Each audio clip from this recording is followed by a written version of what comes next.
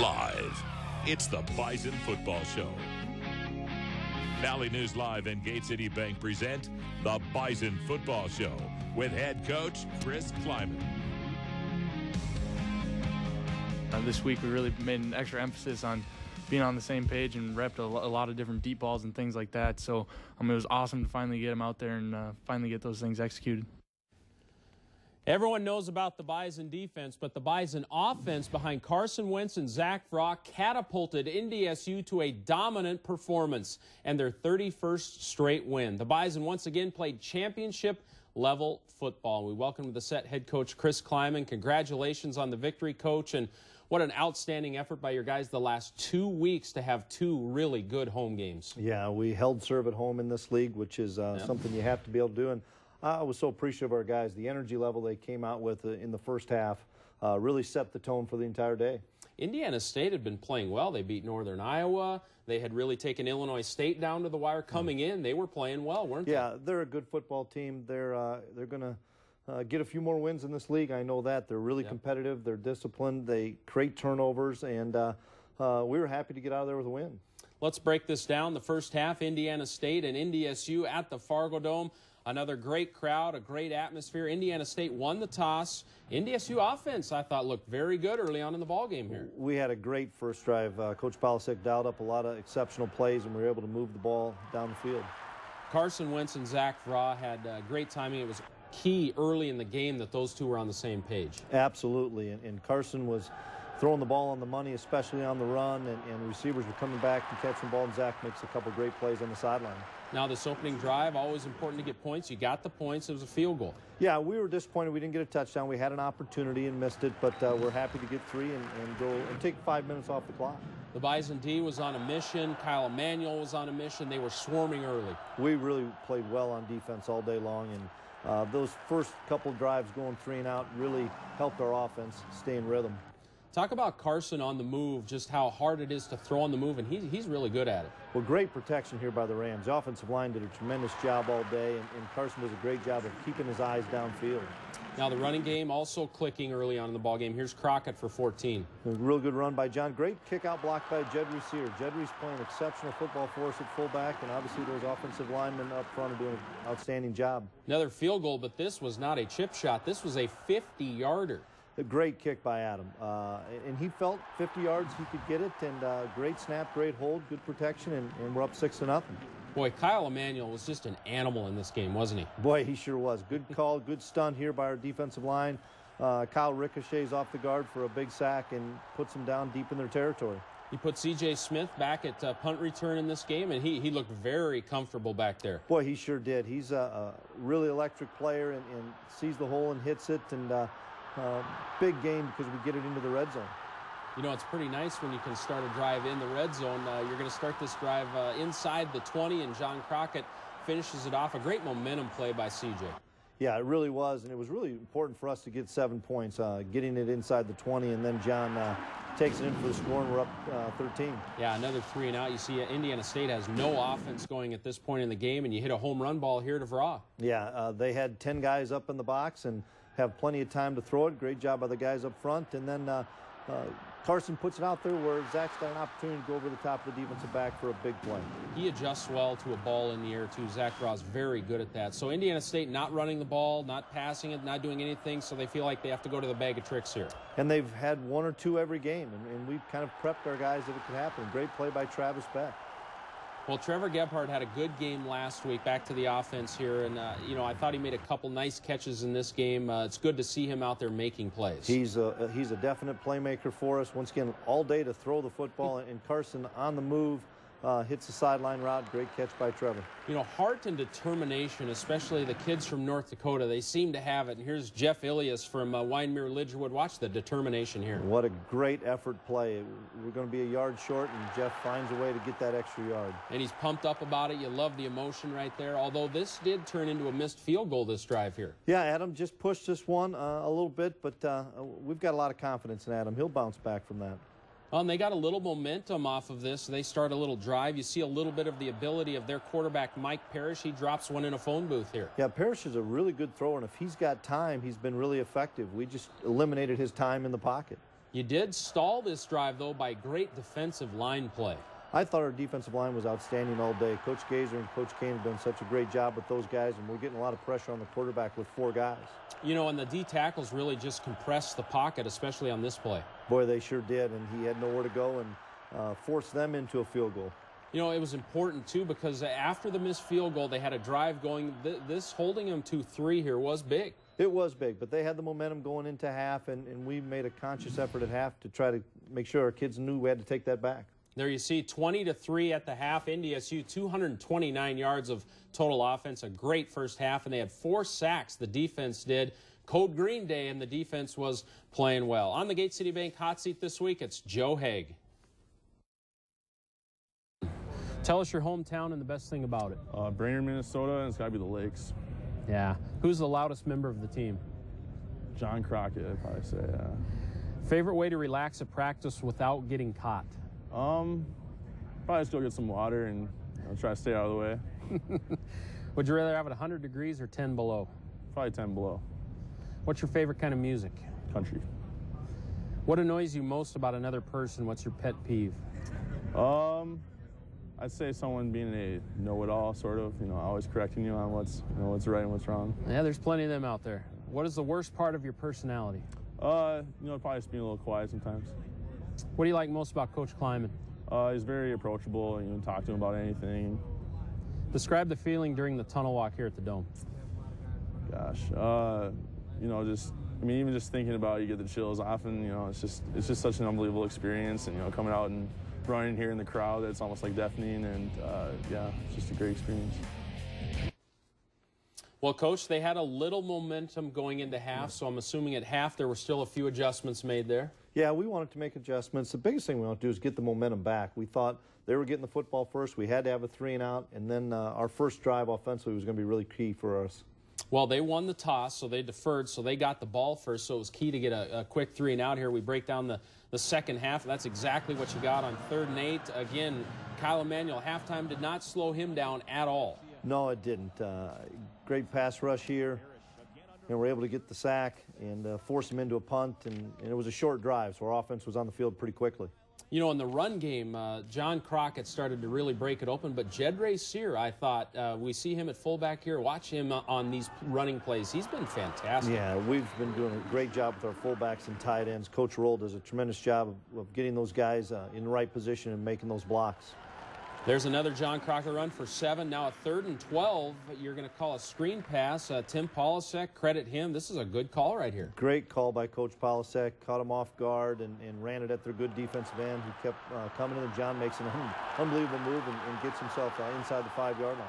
They got a little traction inside the 5 defensively, so it forced you into a 3rd down pass where it's a jump ball to Vraw, and it's just well executed. A great throw and a great catch, and we've been working on this quite a bit, and that's one thing about Zach. He goes and gets the football at the highest point. You know, I thought you could only coffin corner punts. This is a kickoff, but they make a mental error here. We make light of it a little bit, but they go out of bounds at the 1-yard line. Yeah, it's a big momentum change as well for us. A great kick by Ben, getting it right on the pylon, and makes it a tough catch for that young man, and we were fortunate. They have it at the 1. And here we go, Kyle Emanuel again, just a terrific game. He really filled the stat sheet in all fronts. This is a terrific play. Great play, good gap defense, and he comes off the edge and makes the tackle. Now we're going to see another John Crockett play here. This is an 18-yard run, and watch number 30 here with the seal block. Yep, Jedry seals the defensive end, and John's on the loose again. Another big gain. You know, here's a tough throw, tough catch. This is, again, the timing between Carson Wentz and Zach Vraw in this particular ball game. Yeah, on the edge, and once again hitting that sideline route and go out and get a good hand catch by Zach, and we're inside the 10 again. And John Crockett will finish this off 34-3. You have the separation. You have this game in hand now. Yeah, and great job by the guys up front. Coach Riley had those offensive linemen firing off the football, and those guys were great all day. Start to sub a little bit. We're going to see Zach Colvin here again, Indiana State, doing nothing but 3 straight plays. This pass defense, whether it's Zach, Champ, C.J. Smith, this is Zach here, just terrific. Yeah, so happy for Zach. Makes a really good play knocking the ball away. Good call by Coach Ince and getting some pressure on the quarterback and getting balls knocked away. Coach Klieman's doing a great job with those back-end guys and playing the ball in the air. Athletic play by CJ. Get some air here. He can really jump. Yeah, he really can. It was a great play. Great blitz by Esley Thornton there, forcing the early throw. Now, against the number 2D, they did start to pad their stats a little bit. They put a drive together here. Yeah, it shows they've got really quality players. Our kids kept playing hard, and their kids made some plays. You know, this A.J. Johnson, their receiver, good player. He is a good player. Good tackle here by Chris. Good job. We're still hustling the football. They're just making some pretty good throws and good catches. Last 2 years, they had not had an offensive touchdown against the Bison. They do get one in this game, though. Yeah, and once again, they're a formidable offense, and they're going to continue to move the football against a lot of teams. Yeah, and they have a nice quarterback. Parrish is a nice quarterback. King Frazier starts to really salt the game away here with a nice run. Yeah, we're really pushing the pile and getting those positive yards. Those 2- and 3-yard gains are now turning into 8 and 10. And we wanted to show this play. It's a fumble. They score a touchdown, but these things happen in the course of a game. I'm sure Tim Polasek will address it, but it's just one of those freak plays. It's one of those freak plays, and nobody feels worse than Chase Morlock, but we all have a ton of confidence in Chase, and Chase will bounce back. He's a great football player for us, and we know he'll bounce back. You know what I love about Chase is the competitive nature, too. I mean, no one felt worse than they look at him. I mean, he is pumped up to really make amends for it. Oh, and he will. He's such a competitor. I'm not worried about Chase Morlock. No, we love Chase Morlock, no doubt. 34-17, NDSU with a solid victory. Carson Wentz, 20 of 29. NDSU, 41 minutes of possession time. That's really what we've seen throughout the course of the year. There's the numbers for Kyle Emanuel, just outstanding. Let's hear what the players had to say after the game. It was just a collective effort, you know. I think today was the first time as a D-line we really came together and really dominated the game, and that was a focus point for us, so definitely a good feeling. I told him a couple of those third downs. I'm like, those third downs you guys picked up, because I had all day to just stand back there and, you know, if you give me that much time, I'm going to eventually find something. So Rams did a heck of a job keeping me up today, and I love those guys. I know defensively, especially, the fact that we had been giving up rushing yards, and we pride ourselves on stopping the run, and we hadn't been doing that. That was a big emphasis today. I thought we came out fast, stopped the run. We're able to get out after the passer. My lasting memory of them coming here was them dancing in the middle of the field and celebrating. We didn't feel like they really respected the Fargo Dome, respected our fans, respected our team, and you know, we came out and we definitely wanted to make a statement, and I think we did that. Definitely did that, Kyle, for sure. Time for our Nodak Mutual Insurance Player of the Game. Zach Vraw had a big-time game. 9 catches for 119 yards and 2 touchdowns. Indiana State could not cover Vraw. Zach had battled an ankle and foot injury, but he's back to 100% and said it was time for him and Carson to click in the passing game. I think kind of as a staff and me and Carson, we kind of looked at last game and, you know, this season and said we got to, you know, turn it around. And, you know, I think we gained some trust in one another, you know, just airing it out to each other. And, you know, I think that really helped out today, and just hopefully we can keep it going. Oh, congrats to Zach Vraw. Just a fantastic game, and Carson Wentz played very well also. A couple of injuries in this game, though. Austin Kunert, who had been playing very well at guard, has an ankle injury, and Travis Beck, do you think he'll be okay? Yeah, we'll find out probably later on today after the injury report, but those were the 2 guys that we saw go down. And Pierre Tucker, again, had a knee, and we'll find out a little bit more about him today. Yep. Now, I wanted to talk about third down defense. It's just been terrific all year. I think 30% is that number you really strive for. If you're under 30% and getting off the field on third down, that's outstanding, and the Bison are right there at 28% on the year. You know, we're playing exceptional defense this year, and third down, we call it money down, and we've got to get off the field. And Coach Ince has done a great job of changing up between coverage and letting the 4 guys get home, as well as bringing pressure. And with us not being able to be so one-dimensional of either blitzing or playing coverage, it's given our kids great confidence to play fast. That's what we need to do on defense, is play really fast. You know, the offensive line played very well again. They were dropping back in coverage a lot, trying to muddy up those pass routes, but also I thought the O-line played pretty well, too. The offensive line played exceptional. The last 2 weeks, they've really come together and gelled, and we're able to run the football, and we're giving Carson time to throw it, and that's a pretty tough combination when you give Carson time to throw it and we're able to run the football. How's that 7-man rotation? Now, Kunert might be out a little bit, but you've been rotating 7 guys, and it's been working, hasn't it? It really has. It's kept those guys fresh. We're continuing to gel, but that's part of the reason we play 7 is if you get a guy nicked up, that other guy's had a lot of experience.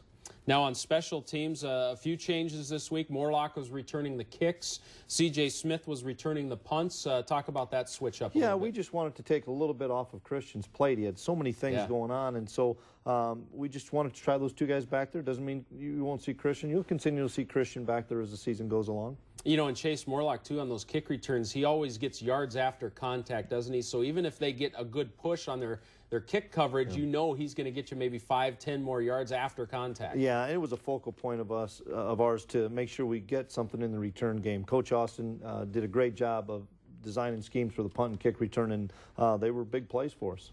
Well, C.J. Smith was returning punts. He takes on a lot now as well, as he is a great defensive back, all-American level player. He's trending towards that level, the Marcus Williams type level. We're going to meet C.J. Smith, go in depth with him coming up next. Stay with us. Welcome back to the show. He is kind of quiet off the field, but on the field, C.J. Smith is developing the same reputation Marcus Williams had. That is an all-American level player at defensive back. Now he is even getting touches on special teams. In this week's Olaf Anderson Construction feature story, we get to know a little more about the dynamic C.J. Smith. Last season, in his first as a starter, cornerback C.J. Smith exploded onto the scene as a sophomore who wasn't exactly lacking in confidence. His celebration after a pass breakup was called a meat grinder, and so you probably see that out there a lot. Coaches always talk about playing with swagger, so that's a big thing that we bring to the table. Is just every time that we step on the field, we got to play with a certain amount of swagger. We can't just be quiet, calm guys out there, because that's not going to bring the energy that we need to be able to perform at a high level. In fact, Smith had so much swag between the lines that some were worried he celebrated a little too much. Last year I heard that. I haven't heard it this year. I haven't been too much of a celebrated guy this year. But last year I heard it a little bit. I heard from friends and family, so I calmed it down a little bit. So far in 2014, the savage Minnesota native has eased up on his celebrations, but not his play. Instead, he's developed into an all-around defensive back who, even though teams seem to avoid throwing his way, already has 6 pass breakups. He just prides himself on being a lockdown corner, and it's really a reflection of the team. We want to be a lockdown defense, and so I think he's just done his job really well. He does a great job during the week with his preparation. I think he really understands receiver releases. He really understands route concepts that people see. I think he does a good job Monday through Friday. Smith credits former Bison cornerbacks Andre Martin Jr. and Marcus Williams with helping him improve his technique this past offseason. But obviously, he wants more than to just be the player who followed an All-American. So much has been talked about Marcus. He's a great player and everything like that, but I don't want to just play in his shadow. I want to be my own player. That chip is permanently attached to number 6's shoulder. And as he and this secondary continue to improve, they do so with one philosophy that's a must for any cornerback. Don't be complacent, and a big thing that we've been focusing on lately is just win the play. That's what Coach Klieman just has been preaching to us every day, is just win the play. Don't worry about the next play, just win that play. For the Bison Football Show, I'm Jamal Spencer. Coach, C.J. Smith is playing at a real high level, isn't he? He's playing tremendous football. He's not a good player, he's a great player. And the reason he's a great player, he's a tremendous competitor, has great work ethic, and like Coach Klieman said, he's a student of the game. And so he gets himself prepared and ready to go on Saturday, and he's playing at a high level. And he'll be back next year, folks. Yes, he will. That's a good feather in your cap, Coach. In this week's Peterson Future Crop of Bison, Peterson Farm Seed Future Crop of Bison, we follow the defensive back theme. Jalen Allison is a true freshman that is redshirting. He is out of the Omaha area. Papillion LaVista is a tall corner that has good speed. He says the redshirt year is helping him get more comfortable with the Bison defensive scheme. It was definitely tough because in high school, we had about 3 coverages we ran, and I kind of just freestyled. When I came up here, fall camp, it was a whole different swing. There's a lot of technicalities, and I have to know plays and stuff now. So always be prepared and ready and learn every day and get better, because you never know when your number's going to be called, and you got to go out there and perform, put on. Well, talk about the talents of Jalen Allison. Has a nice future ahead. He will be an exceptional player. He can really run. He's one of our fastest kids on the football team. He's got a really good football IQ, plays the ball in the air well, and like you saw, he's a big kid. He's long, he's athletic, and we're excited about the future of Jalen. Yeah, there's some talent coming, no doubt about it. Now, South Dakota and Joe Glenn are up next week. We're going to talk about that matchup. Stay with us. Well, Coach, let's talk about South Dakota. They're a team that has had a tough time on the road, but at home they're very, very good in this dome, aren't they? Yeah, they're really good in the dome. They're really comfortable at home. Coach Glenn will have them playing at a high level, and we're going to have to play our best football to come out with a road win. Now, the Bison have outscored South Dakota 96-0 over the last 2 years, but, you know, wipe that away in a game like this. You know, they played Montana tough out in Missoula this year, and like we said, they're tough at home. And Joe is a good coach. He can get them up for a big game, I think. Yeah, you can take the last 2 years and throw them out the window. This one's being played at their house, and they're really good in the Dakota Dome, and we have to have a great week of preparation, and we're going to talk to our guys starting tomorrow. We've got to be 1-0 this week, and it's all going to start with our preparation. What do they do well? What is their MO right now? Well, they have their quarterback back. Yeah. He'd missed quite a bit of the season and has maybe played the last 2 weeks, and they're another 3-4 defense that's a lot of blitzes and coming from different areas, so we've got to do a great job with our schemes on both sides of the ball. You know, Joe Glenn's been around the block. He's in Montana, at Wyoming, Northern Colorado, had lots of success. What is his style as a coach? He's a player's coach. He gets those guys ready to play. You're going to see a really disciplined football team. They're not going to turn the ball over. They're going to be in position to make plays, and now we just have to be in position to make plays, and whoever makes the most plays is going to win. Exactly. It's going to be a great game. I know the Bison Nation will travel, and we'll look forward to seeing everybody there. It's a 2 o'clock kickoff.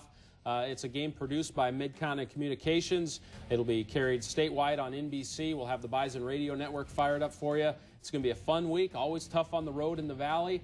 Don't take anything for granted. Looking for number 32 in a row here. What a run by the Bison. We look forward to next week's game. We'll recap it for you. Have a great week, everyone.